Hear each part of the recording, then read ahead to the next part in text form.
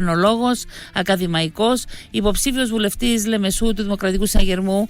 Κύριε Στυλιανού, καλημέρα σας. Καλημέρα κυρία Ηλιάδη, σε εσάς και στους ακροατές μας. Δεν υπάρχει συμφωνία ΗΠΑ-Ιράν, σωστά? Δεν υπάρχει συμφωνία και ο κύριος Τραμπ δήλωνε κάποια πράγματα χθες ότι είναι κοντά σε συμφωνία. Την επόμενη στιγμή δήλωσε ότι αυτό το ενδεχόμενο είναι απομακρυσμένο. Ήξεις, αφήξεις η όλη κουβέντα, ιδιαίτερα πυθιακές αν θέλετε οι ρίσεις και οι αναφορές του κύριου Τραμπ σε ένα ιδιαίτερα τεταμένο αν θέλετε περιβάλλον γεωπολιτικό, αλλά και στο ίδιο το πεδίο μαχών. Αν θέλετε, έχουμε δει το τι έχει συμβεί χθες με το πλήγμα στο πετρελαιοφόρο πλοίο Τσούσκα του Ιράν, που κατευθυνόταν προς λιμάνι του Ιράν και δεν εισάκουσε τις εκκλήσεις του αμερικανικού ναυτικού, το οποίο η Ρίσον παρόδο έχει δημιουργήσει ένα αποκλεισμό των στενών του Ορμούς. Ανοίγουν, κλείνουν, ξανακλίνουν, ξανανοίγουν. Μα κάπου είδα ότι παραδέχθηκαν οι ΗΠΑ ότι έχουν και πολλές απώλειες σε ανθρώπινες ζωές πλέον. Και είναι δεδομένο αυτό, όταν ο πόλεμος συνεχίζεται για τόσες μέρες από την 28η Φεβρουαρίου μέχρι και σήμερα, χωρίς να υπάρχει οποιαδήποτε κατάληξη, χωρίς να διαφαίνεται στον ορίζοντα η οριστική κατάπαυση του πυρός, και αυτό έχει την δική του σημασία. Υπάρχουν όλα τα ενδεχόμενα και πλέον όλα αυτά που τεκταίνονται έχουν ένα αποτύπωμα το οποίο το ζούμε καθημερινά σε όλες τις γωνιές του κόσμου και στον δικό μας τόπο. Τα στενά του Ορμούς έχουν διαταράξει τα πάντα όσον αφορά στο εμπόριο, την ναυσιπλοεία. Ο πόλεμος, πέραν των τραγικών συνεπειών που έρχονται με τον οποιοδήποτε πόλεμο, έχει δημιουργήσει πλέον αυτό που ονομάζουμε την γεωοικονομία και την γεωπολιτική και την γεωγραφία να μετατρέπεται ακριβώς σε ένα χαρτί, από το οποίο κάποιοι προφανώς κερδίζουν. Και κερδίζουν κύριε Στυλιανού, γιατί οι ΗΠΑ φαίνεται να χάνουν μέχρι στιγμής ή όχι? Και το είχαμε τονίσει και στις προηγούμενες παρεμβάσεις μας, το ότι οι ΗΠΑ εδώ και κάποιες εβδομάδες ψάχνουν μια διέξοδο από όλα αυτά. Χωρίς ήττα όμως, να μην φαίνεται ότι έχουν. Ακριβώς, δεν τους βγαίνει, δεν τους βγήκε αυτό που επιχείρησαν να πράξουν στο Ιράν, και αυτό διαφάνηκε, αγαπητή μου Κατερίνα, από την πρώτη στιγμή. Όταν υπήρχε εκείνο το momentum, αν θέλετε, με τον θάνατο του Αγιατολά Χαμενή την πρώτη μέρα, την 28η Φεβρουαρίου, και υπήρξε εκείνο το κάλεσμα για εξέγερση, αν θέλετε, του ουρανικού λαού, οι ΗΠΑ στόχευαν ότι άμεσα τότε θα άλλαζαν τα πάντα. Δεν άλλαξαν. Ο πόλεμος κράτησε και κρατά, και αυτή τη στιγμή χάνουν οι ΗΠΑ το πάνω χέρι, το οποίο είχαν ενδεχομένως τις πρώτες μέρες του πολέμου. Σε ένα παράλληλο μέτωπο, το Ισραήλ παραμένει πιστό στις δικές του επιδιώξεις, οι οποίες είναι ο πλήρως τερματισμός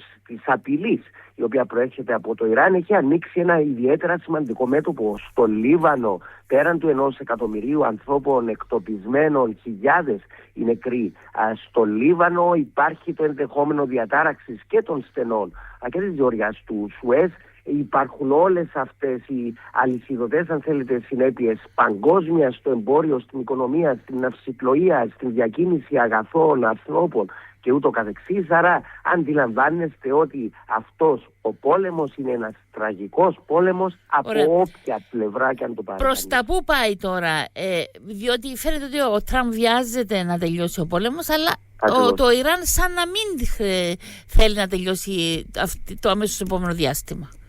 Κοιτάξτε, να βάλουμε τα θέματα επιτάπητος. Το Ιράν κερδίζει οικονομικά από αυτόν τον πόλεμο, και κερδίζει οικονομικά γιατί οι τιμές του πετρελαίου που συνεχίζει να εξάγει προς την Κίνα με οποιοδήποτε τρόπο, είτε με σκιώδεις τόλους είτε με άλλους τρόπους, έχουν ανέβει. Άρα κερδίζει όσον αφορά στην τιμή πώλησης του πετρελαίου, του υγροποιημένου φυσικού αερίου, ειδικά προς τις αγορές της Ασίας, προς την Κίνα κυριωτέρως. Από εκεί και πέρα οι ΗΠΑ χάνουν στο ότι δεν τους έχει βγει αυτό το χαρτί. Το Ισραήλ παραμένει ουσιαστικά ο κύριος μέτοχος, αν θέλετε, αυτών των δράσεων, γιατί επ' ευκαιρίας αυτού του πολέμου προσπαθεί να αποτελειώσει οριστικά την Χεσμολάχ στο Λίβανο. Οπότε αντιλαμβάνεστε ότι το Ιράν αυτή τη στιγμή φαίνεται ότι μπορεί να κρατήσει την πολεμική σύγκρουση για ακόμη λίγες τουλάχιστον εβδομάδες, την ίδια στιγμή που οι ΗΠΑ επιθυμούν αυτό που είχαμε τονίσει προηγουμένως, την έξοδο από αυτή την πολεμική διαμάχη με τον οποιοδήποτε τρόπο, χωρίς να φαίνεται φυσικά ότι έχουν χάσει το παιχνίδι. Κεντρικό κλειδί σε αυτές τις συνομιλίες οι οποίες επίκυνται, ηρίσου εν παρόδο, και ανοίγω μια μικρή παρένθεση, αύριο Τετάρτη λίγη η εκεχηρία η οποία είχε συμφωνηθεί. Μα γι' αυτό ήταν η διάσκεψη στο Ισλαμαμπάτ και λοιπά, αλλά φαίνεται ότι δεν. Ο J.D. Vance, ο οποίος θα αντιπροσωπεύσει τις ΗΠΑ, ακόμη βρίσκεται στην Ουάσιγκτον. Ενδεχομένως σήμερα να ξεκινήσει το ταξίδι του προς το Πακιστάν, αλλά από εκεί και πέρα το κεντρικό σημείο είναι τα πυρηνικά όπλα ή το ενδεχόμενο απόκτησης πυρηνικών όπλων από το Ιράν. Υπάρχουν, και το είχαμε τονίσει από την πρώτη στιγμή και το θυμούμε πολύ χαρακτηριστικά στη δική σας εκπομπή, αγαπητή κυρία Ηλιάδη, το ότι υπάρχουν 400 κιλά εμπλουτισμένου ουρανίου, το οποίο δεν ανακτήθηκε ή δεν καταστράφηκε στον πόλεμο του καλοκαιριού, του Ιουλίου του 2025. Εκείνο είναι ο κλειδί εκεί. Βλέπετε, υπήρξε μια παρέμβαση από πλευράς Ρωσίας το ότι θα μπορούσε να φιλοξενήσει εντός εισαγωγικών εκείνο το εμπλουτισμένο ουράνιο, το οποίο αποτελεί τη βασική ύλη για πυρηνικά όπλα. Ποιες είναι οι σχέσεις σήμερα ΗΠΑ-Ισραήλ? Φαίνεται ότι το Ισραήλ κάνει του κεφαλιού του ή είναι με την έγκριση των ΗΠΑ που κάνει ό,τι κάνει? Όχι, φαίνεται ότι κινούνται με δύο διαφορετικές ταχύτητες. Υπάρχει προφανώς μια συνεννόηση, μια στενή συνεννόηση, αλλά από εκεί και πέρα, όταν τα συμφέροντα, οι επιδιώξεις του Ισραήλ δεν ταυτίζονται με αυτές των ΗΠΑ, το Ισραήλ προχωρεί μόνο του. Και αυτό το έχει αποδείξει στο πλαίσιο της εκεχηρίας με τον Λίβανο, για παράδειγμα, η οποία δεν είχε τηρηθεί, η οποία άργησε επίσης να έρθει, δεν ήρθε ταυτόχρονα με την κατάπαυση του πυρός, η οποία συμφωνήθηκε στο πλαίσιο του πολέμου στο Ιράν. Υπάρχουν δύο παράλληλες δράσεις, παράλληλοι δρόμοι ακολουθούνται, αλλά εκεί που υπάρχει διαφοροποίηση στην πολιτική, το Ισραήλ ξεφεύγει και συνεχίζει από μόνο του. Ευχαριστούμε πάρα πολύ, κύριε Στυλιανού. Καλημέρα, καλή συνέχεια. Βουλευτικές εκλογές σε ένα μήνα, 24 Μαΐου του 2026. Χθες